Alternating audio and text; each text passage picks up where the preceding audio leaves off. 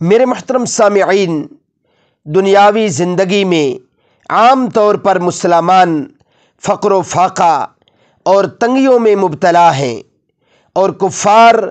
خوب عیش و عشرت اور مزے کی زندگی میں نظر آ رہے ہیں۔ لیکن خوب یاد رکھیں، یہ سلسلہ صرف چند روزہ زندگی تک محدود ہے، پھر دیکھنا اہل ایمان ہمیشہ ہمیشہ کے لیے کامیاب و کامران ہوں گے، اور کفار ہمیشہ ہمیشہ کے لیے خائب و خاسر۔ اللہ تعالی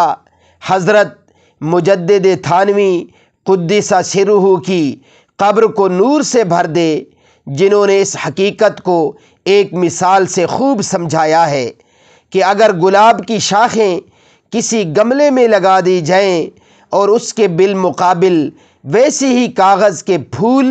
بنا کر رکھ دیے جائیں تو اس وقت اگرچہ اصل گلاب کے پھولوں کی بنسبت کاغذ کے مصنوعی پھولوں میں رونق و شادابی زیادہ ہوگی، مگر ایک چھینٹا بارش کا پڑ جائے تو پھر دیکھیے گا کہ گلاب کا رنگ کیسے نکھر کر سامنے آتا ہے اور کاغذ کے پھول کیسے بد رنگ ہو جاتے ہیں۔ اسی طرح مسلمان دنیا میں خواہ کسی حالت میں ہوں، لیکن قیامت کے دن ابر رحمت برسے گا تو دیکھنا مسلمان کا اصل رنگ کیسے نکھرتا ہے، اور کافر کی رزق برق حالت پر کیا پانی پڑتا ہے۔ اس لیے میرے محترم سامعین، کفار کی حالات کو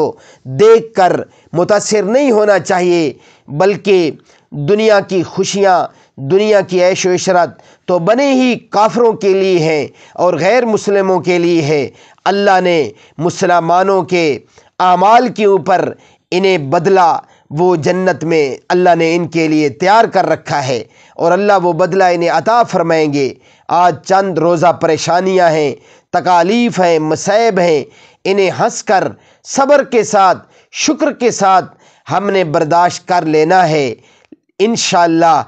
ان کا اجر جو اللہ ہمیں عطا فرمائیں گے وہ آج تک کسی آنکھ نے دیکھا نہیں ہے، کسی کان نے سنا نہیں ہے، اور کسی دماغ نے سوچا نہیں ہے۔ اللہ مجھے آپ کو عمل کرنے کی اور آگے تک پہنچانے کی توفیق عطا فرمائے۔